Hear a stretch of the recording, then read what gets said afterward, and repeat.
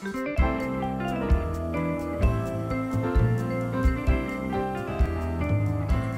back to Read This Next with Laura and Nicole from the Thunder Bay Public Library. This week we are, I guess for those on Twitch, I'll give a bit of an explanation. Usually yes, you had something to say? No, Okay. just carry on. Yeah, usually we record these videos and then edit them and then post them on YouTube or whatever podcast platform that you like. But we're trying a new platform because we figured if we're going to be recording, why not record it with like people watching, because it's more fun, right? Yes, the thrill of being live. Yeah, so this week, normally we cover a variety of topics, specifically books. We discuss and give recommendations for books that you might want to read, but we do a whole bunch of different genres. So if you don't like this one, which is going to be romance, feel free to check out the rest of them that we have on YouTube. You can just search us. I think we're TBayPL on YouTube, or Read This Next on any podcast platform. So yeah, like I was saying, I was telling Laura before we started filming, the theme this week is romance, because this video will come out like the week of Valentine's Day. Yes. But usually we have like a specific, will be like fluffy fiction or murder mystery chick lit kind of thing. But this one is just generic romance, and the theme is Nicole liked the covers, and they all kind of fit into that like generic, not generic, but like simplified cartoon vibe that's been very popular lately. So very popular. Yeah. I feel like we will find that there's a bit of a theme in that many of these books tend to be contemporary. Mm-hmm. And like rom-com-ish. Yes, set in the present day, and yes, often rom-com-ish. Yeah. Great description. We didn't decide who's gonna read, but did you want to start? Sure, I can. All right. I can. Okay, so our first title is called The X Talk, EX, like EX Talk. And it's two people like just their mouths open over like an old-timey microphone. Just like us. Just like us. So, I just hit the microphone. Sorry for that, people who are listening. I'll try not to do that again. Just get too excited with my flailing my hands around. Yeah, that's right. Okay, all right. Public radio co-hosts navigate mixed signals in Rachel Lynn Solomon's sparkling romantic comedy debut. Shay Goldstein has been a producer at her Seattle, of course it's Seattle Public Radio, Seattle Public Radio station for nearly a decade, and she can't imagine working anywhere else.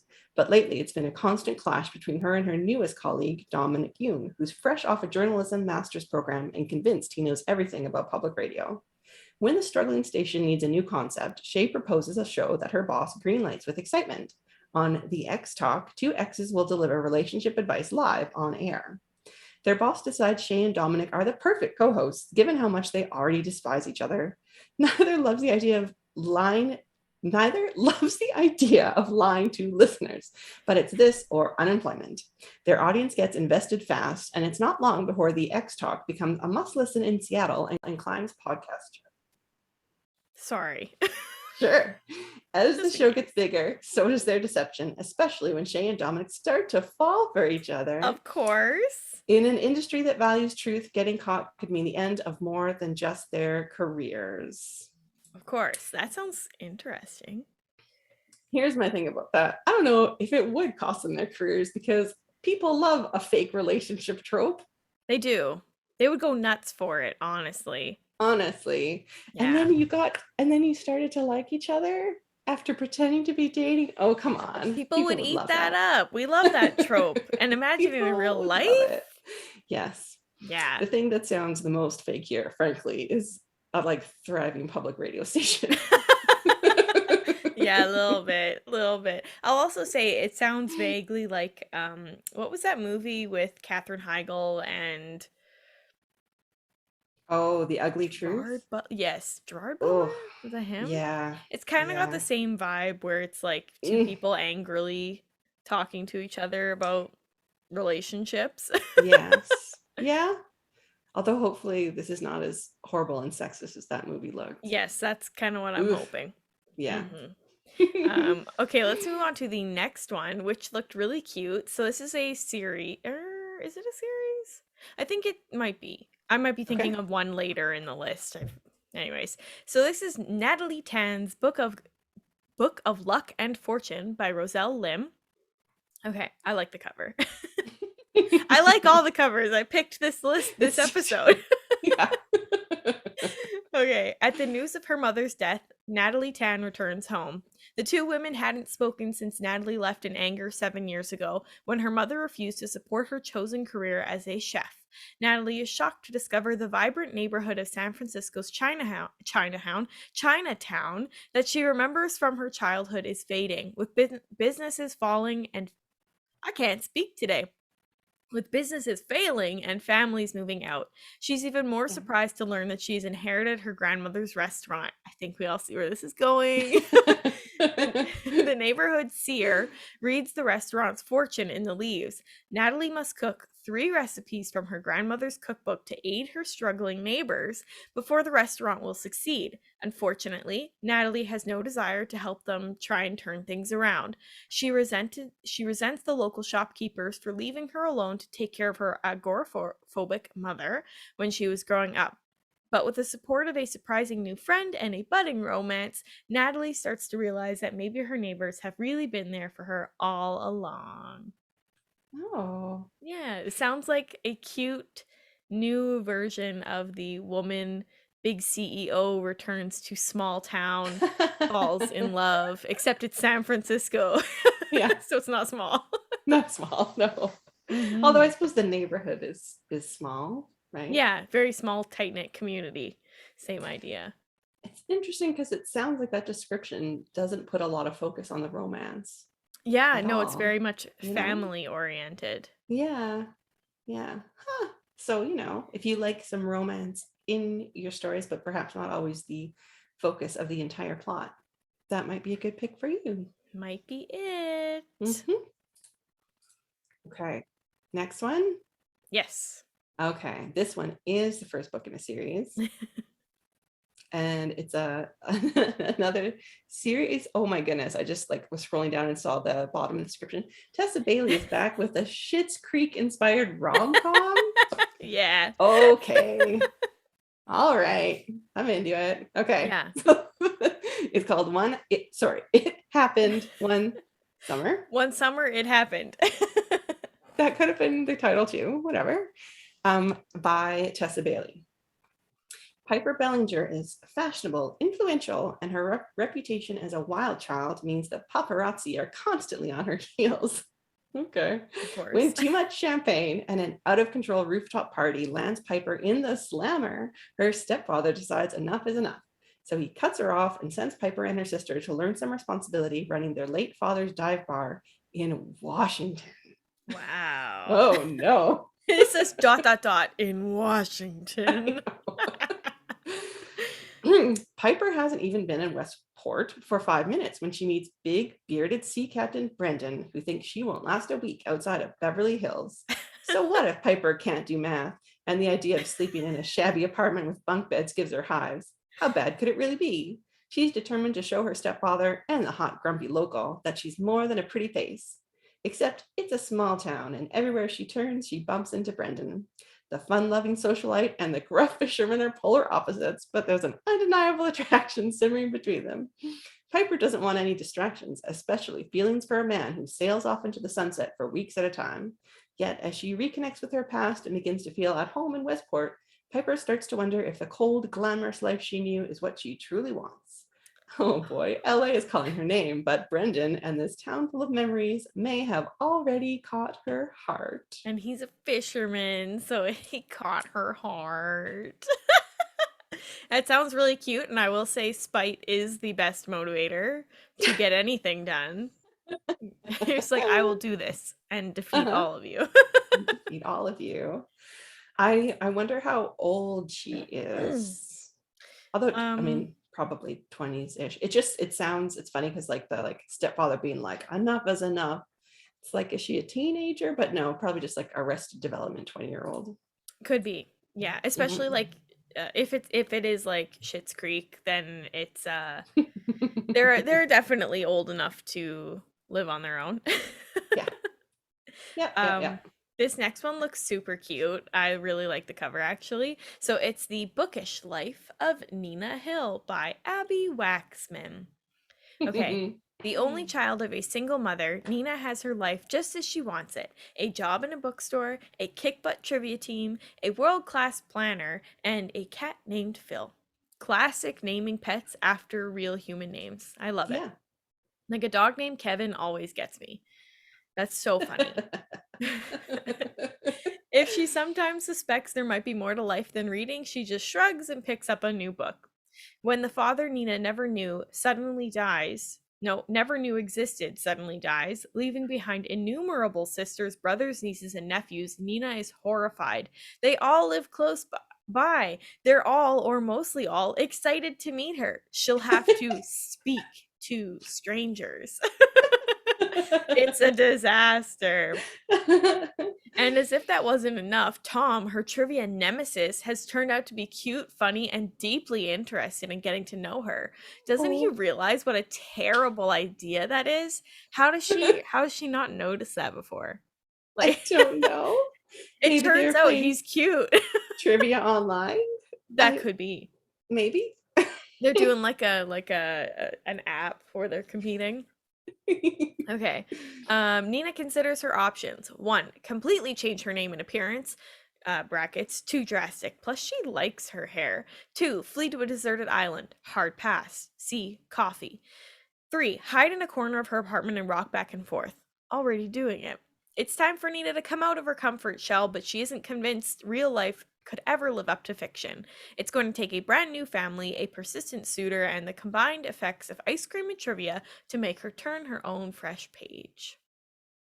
Very cute. I will say, I was very happy when it was like, oh, and also her trivia partner, because I was like, the only new characters so far are all related to her, and yet this is a romance.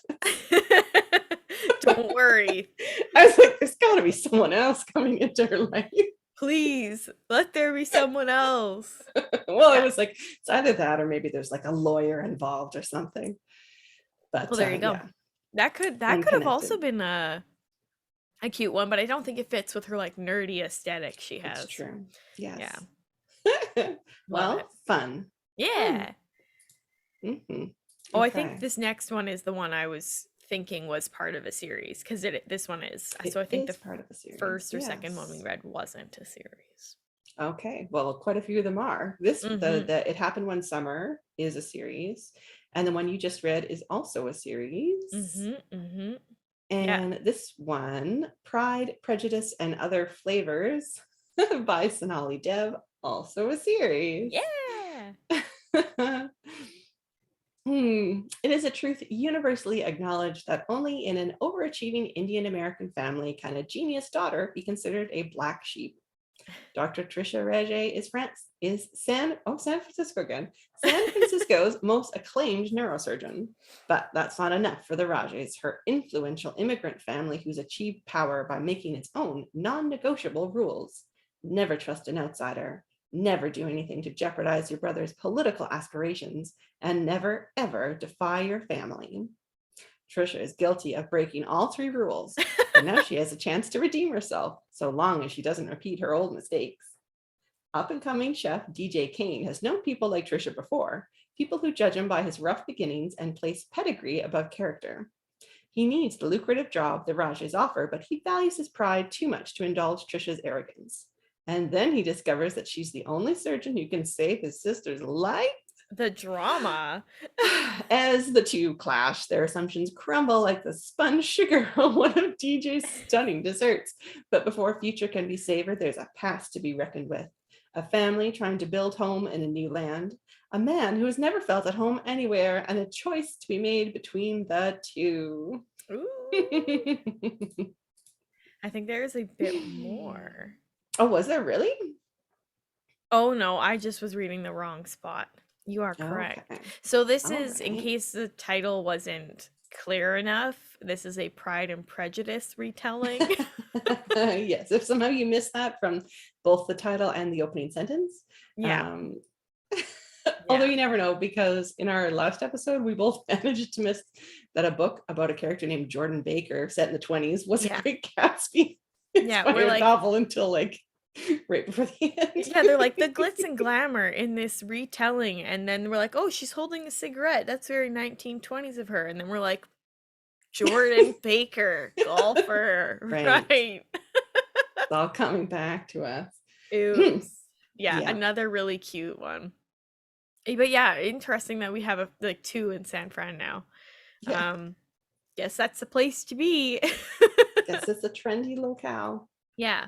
Okay, so this is The Trouble with Hating You, which is again a series by Sajni Patel. Laya Thakar is a successful biochemical engineer, takeout enthusiast, and happily single woman. I suspect that won't last forever. Uh, the moment she realizes her parents' latest dinner party is a setup with the man that they want her to marry, she's out the back door in a flash. Imagine her surprise when the same guy shows up at her office a week later, the new lawyer hired to save her struggling company. What's not surprising, he's not too thrilled to see her either after that humiliating fiasco. Jay Fair Shaw. enough. Yeah, that's fair. Jay Shaw looks good on paper and off, especially if you like that whole gorgeous, charming lawyer in a good suit thing. He's also arrogant and infuriating. As their witty office banter turns into late night chats, Laya starts to think he might be the one man who truly accepts her. But falling for each other means exposing their painful pasts. Will Laya keep running, or will she finally give love a real chance? Yeah, that is a classic rom-com. That is Yep. through and through. Yeah. Yep. Well, a lot of these are. Yeah. And there's nothing wrong with there's nothing wrong with a familiar trope. Mm-hmm. Certainly. I mean, Still, that's why fan fiction exists. that's why fan fiction exists, and that's why romances exist, let's be honest. But I mean, so does same thing in like legal thrillers, right? It's the same stuff. It's just familiar tropes, but it's always interesting to see what a good writer can do. Yeah. How they can update things. Mm-hmm. Okay, this next one, Another series, is called The Boyfriend Project by Farah Rochan.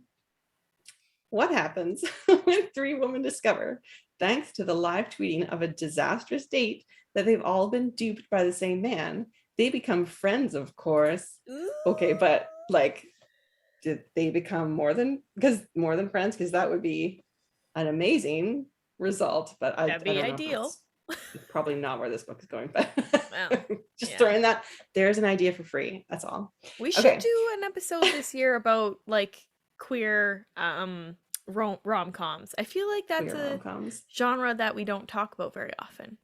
There's I don't think any of these lists are. I know our romance episode last year did. We could do that next. Maybe we do queer rom-coms in our next episode. So stay tuned for that. Okay.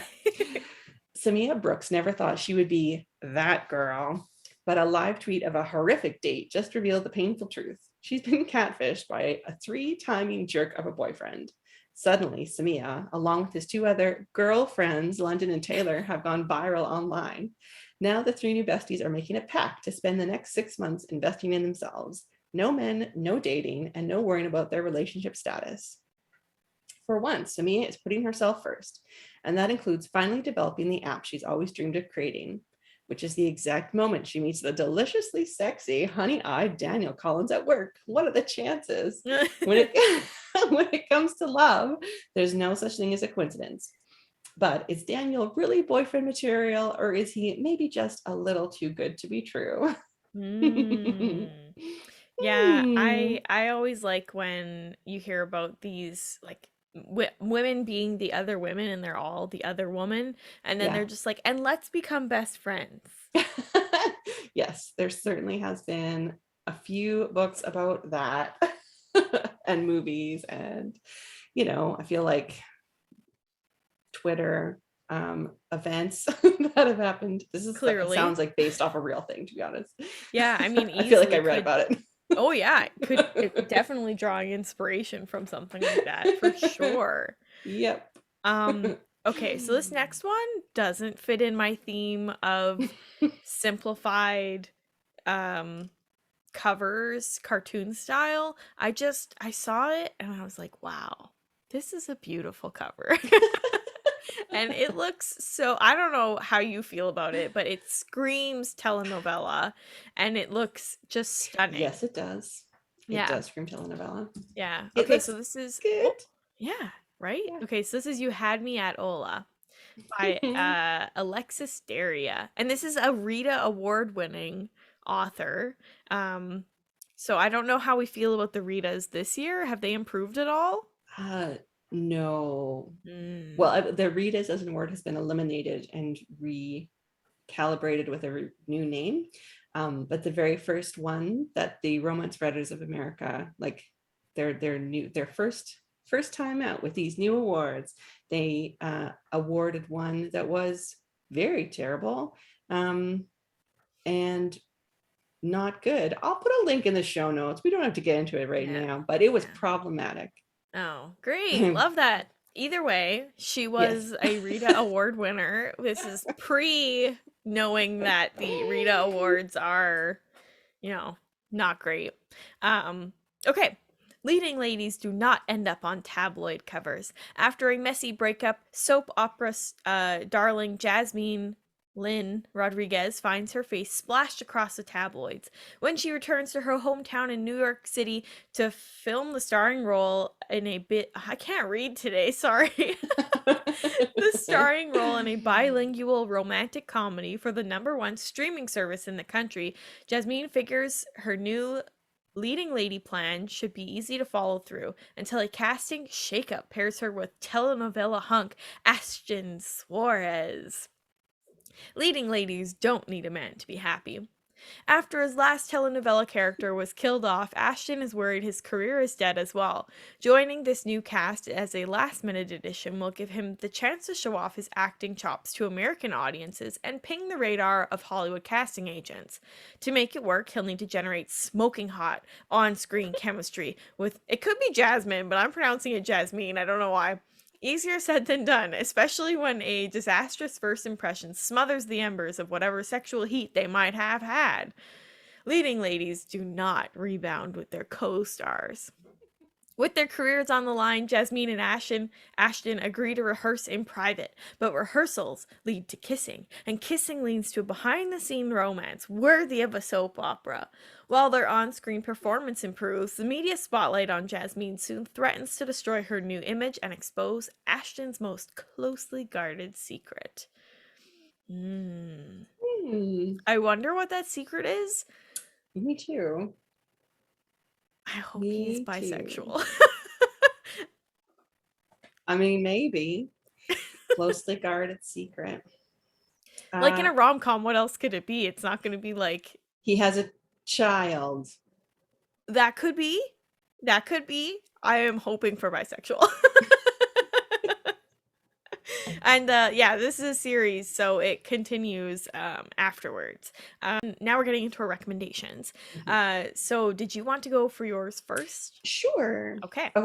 So how this happened is our last episode was the like best of 2021 award winners and like bestsellers and that. And there was a book on that list that a romance book that as I was reading the description, I was like, this reminds me of this other romance writer I really liked.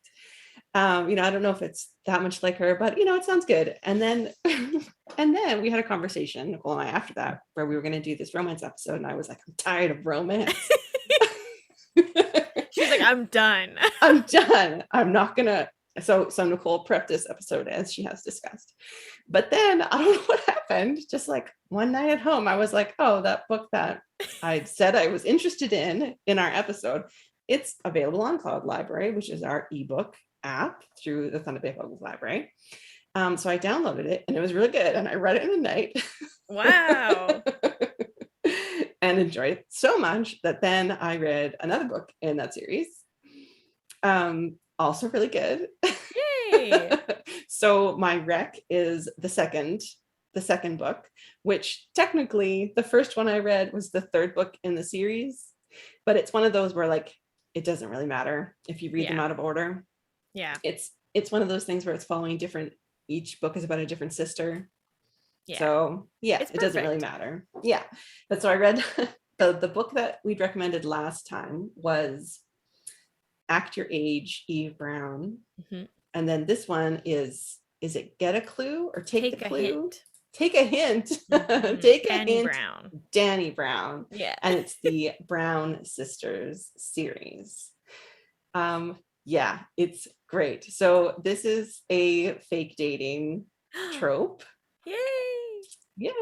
So we have a like a very together, confident, um, motivated young woman who is only interested in like, she's not interested in relationships. She's just interested in, like having a good time, friends with benefits, that sort of thing. Hmm. And she's has an ongoing friendly like work relationship with the security guard in her building. Like she brings him Oh, coffee and he gives her like a morning granola bar and everything. cute. It's cute, right? So then there's the precipitating event is it's a drill. I believe it's a drill, like a fire drill or something. Hmm. And she ends up stuck in an elevator and he goes back in for her and then like opens the prized elevator doors open and then carries her out. And Was it's she injured? um not really, no. He was just kind of worked up. Yeah. Yeah. He was Fair kind of enough. worked up about it. Yeah. And it's like it's set on a college campus. So he comes out of this building like holding her like bridal style, and all the students are like, whoa.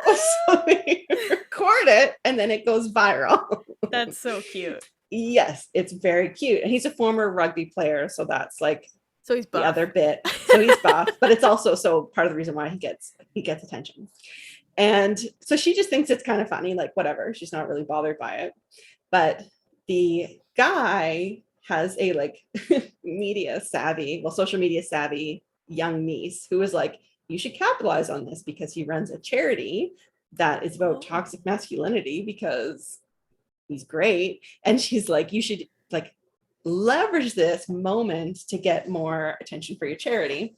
And he Yeah. feels like kind of weird about it because he knows that he does like her, but he goes over and asks her like, would you consider doing this? And she's kind of like, okay, I'm obviously not actually interested in dating anyone, so why wouldn't I do you a favor? Yeah. That's nice. And then of course they get to know each other more and things happen. Their relationship becomes physical. Oh. They get to know each other and it's really good. I feel like I don't read tons of romances, so maybe this isn't as rare as I am speculating, but like the communication between the characters is so good. It's so refreshing that Oh, it's that's not like nice. there's not all these like roadblocks because they're not being honest with each other. Like they really I are, hate that. right? They're really good about it. And like she is not as self-aware about her issues, but she's not trying to be like, she's not trying to lie about her reasons for things. Yeah. It just like gradually becomes clear that she hasn't like acknowledged the actual root of some of her issues. But he's very just like, yes, I have serious anxiety and this is how I manage it. And this happened to me. And it's the That's so reason I left healthy. rugby. Yeah, it's so healthy. It's like really nice. And Wow. yeah, it's actually really nice. And pretty hot. Not There gonna you lie to go. you. There you go. I wouldn't like, it's definitely not fade to black level. Okay. There's more details than that. There you go. There So if you you're go. interested in a little bit more romance, A little bit there more you go. romance, a little bit of, some sensual details. It's also very nice that there's the main character, the woman is she's not a small woman, she's a woman of larger size, and he's just like, great, I love it, you're really That's sexy nice. when you're curvy. Like it's just it just feels very nice. Yeah. And yeah, great, good book. Totally enjoyed it. I love that. That sounds like a very like healthy in many ways.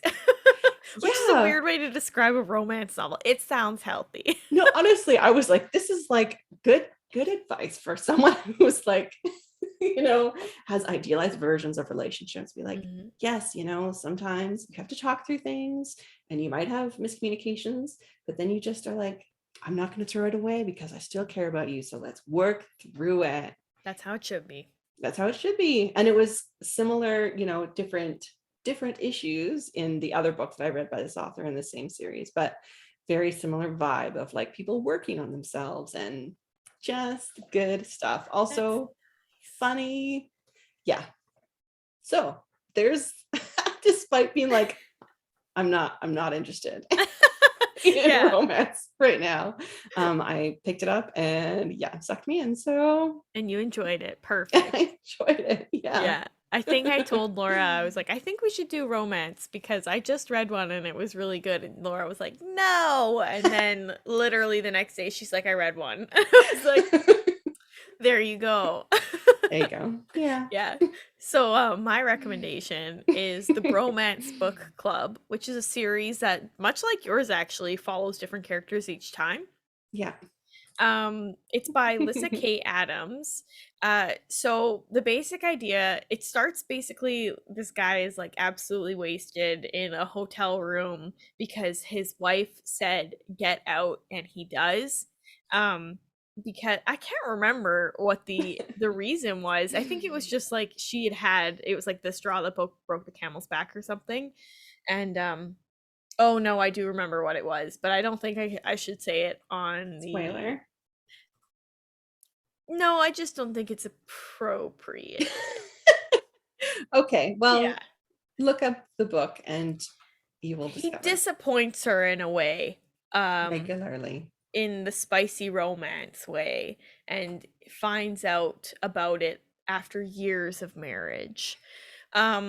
So anyways, he's like embarrassed and also really sad because he loves his family and they have twin daughters, and it's important to know that he is a famous baseball player. Okay. So his other teammates come to this hotel room and they're like, what are you doing? Get your life together. Don't you want to get back with your wife? And his name's Gavin. And Gavin says, yes, I love my wife. And then they decide to introduce him to a very secret club called the Bromance Book Club. And the first rule of book club is obviously you don't talk about book club. Sure. It's always that now. Mm-hmm. So anyways, they basically tell him that this is a book club where we read romances so that we can better learn to communicate and understand how our partners want to be romanced. So they're trying to learn to speak their romantic language so that they can give them the attention and love that they deserve, basically, which is a really sweet idea. And it's a woman who wrote this, so I don't know how likely it is in real life. But he starts reading this book about like this duke and how it very closely follows his like real life, what's happening. And he makes a deal with his wife and says, I'm not ready to end this relationship. I want to have a month where I'm able to date you, live in the house, and then whatever, and then we'll see if we want to make it work or whatever. And she's like, fine, but I have these stipulations. So he reads this book and then he accidentally starts to directly quote from the book. And and then at the very end, it's like a will they get back together, because she finds out that he's been reading romances and none of what he said is actually his own words, and you're like, oh my god. So it's really cute. It has a happy ending and it's very, very sweet. I hope I described that well, but it was very nice. And then the next book follows his wife's name's Thea. It follows her sister and one of the friends that's in the book club. So of course. Yes. Yeah, I think there's like 3 or 4 out right now, but I just thought it was very light, very cute. my question is, do they say which romance books they're reading, or are they just like I think they're miscellaneous nameless things? I feel like they did name it, but they also did a thing where like if you were reading up to chapter 7, then chapter 8 would be like an excerpt from the book. Oh, I So see. I don't Yeah. think it's a real book. Right, because she's Because that'd be that makes illegal. sense. Yeah. Yeah. Yeah, that wouldn't be work very well. Yeah. Interesting. See, and this is why it's a romance novel and not real life, because in real life it would be like go to couples counseling. Yes. Yeah. Yeah, it was very interesting because like the idea was that these two had been married, I think it was for like 2 years, and they got married because they were pregnant with the twins, and she Okay. has to like adjust to this new socialite status of the wags, the wives and girlfriends. Right. And it's Yes. like they're trying to adjust to that. He's not really paying attention to how that affects her, and it's They it's have tiny it's nice. tots. Yes, As someone who and has a tiny tot, singular, that's a lot. 2 at once, dang. Nuts. Yeah. So you see it from both perspectives. I know I mostly described it from his because that's where all the romance like novel reading was, but yeah, you get to see it from both their perspectives. So anyways, it was a good read. I don't know that I will read the next ones, but that's because I'm not like I don't know why both you and I decided January is a time to read romance novels, but I don't know neither of either. us are big romance readers, and we're just like, this is the time. We're like, let's capitalize that and make an episode. Yes. Yeah. I will read the other book in the Brown Sisters series 100%. How many books are there? There's just 3, so I've already read 2. There you go. So, Yeah, I love that you're reading it 3, 2, 1. yes. Although, and then I saw that because this book 3 is the one that came out in 2021. And so then I was on Goodreads. We also talk a lot about Goodreads in our one of our episodes this year, and saw that the author is starting a new series in the small town that the youngest sister like settles in her book. And I was like, what?